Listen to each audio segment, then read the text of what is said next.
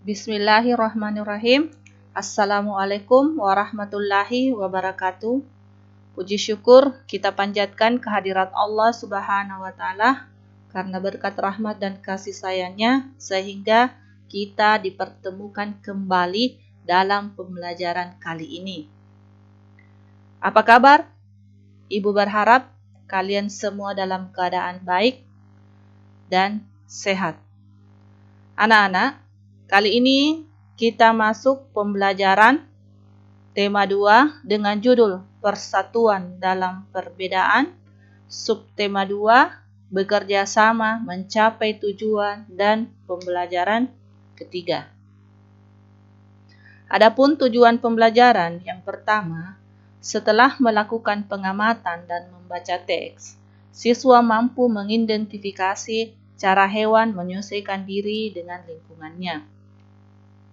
Yang kedua, setelah melakukan pengamatan dan membaca teks, siswa mampu melaporkan cara hewan menyesuaikan diri dengan lingkungannya secara lisan dan tertulis. Ayo membaca. Hyena adalah hewan paling pintar di dunia. Apabila ada anggapan bahwa simpanse, anjing, atau lumba-lumba adalah hewan terpintar saat ini, mungkin pernyataan tersebut betul. Namun kurang tepat. Menurut penelitian, hewan terpintar di muka bumi adalah hyena.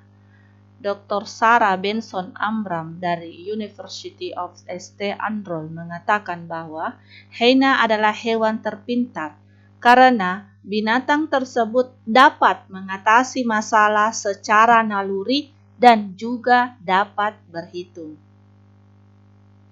Dalam penelitiannya, Sarah berhasil menyimpulkan bahwa tingkat kepintaran seekor hewan ditentukan dari cara mengatasi masalah.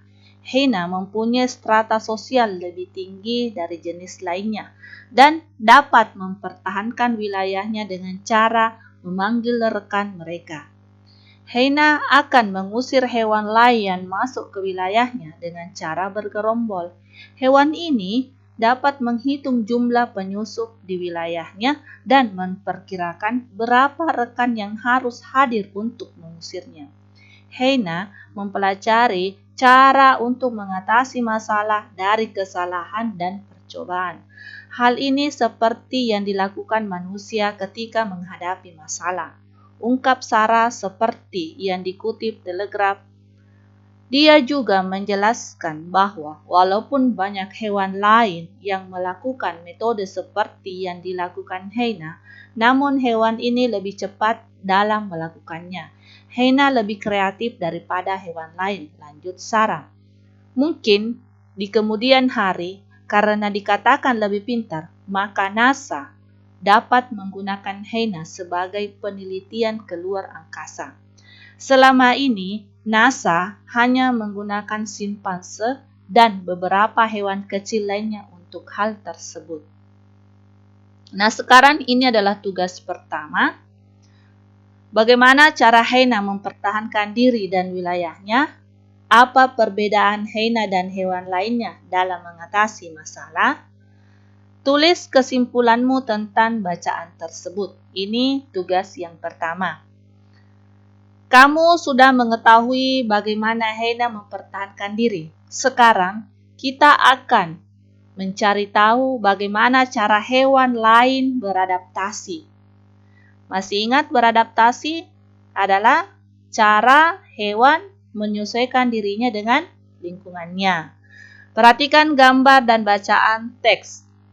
Kamuflase terdapat pada belalang sembah.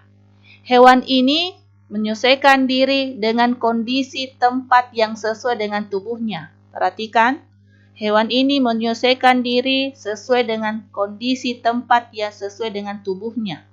Misalnya, belalang daun dan belalang sembah.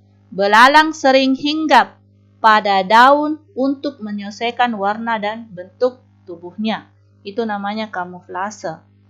Selanjutnya, mimikri. Bunglon.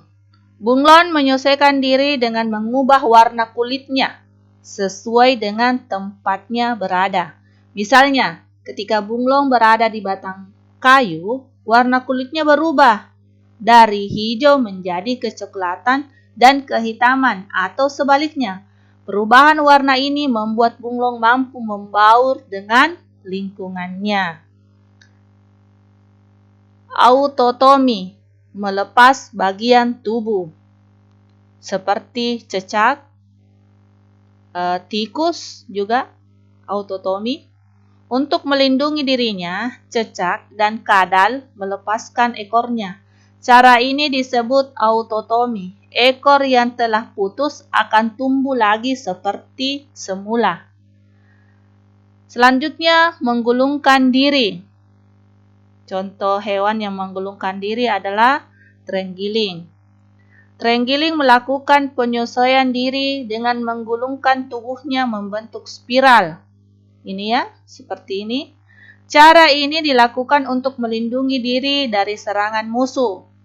Contoh hewan lain yang menggulungkan diri adalah lipan, kaki seribu. Nah, ini tugas yang kedua. Sekarang, ayo cari tahu bagaimana hewan berikut menyesuaikan diri. Cumi-cumi. Bagaimana cumi-cumi menyesuaikan diri dengan lingkungannya? Walang sangit, siput.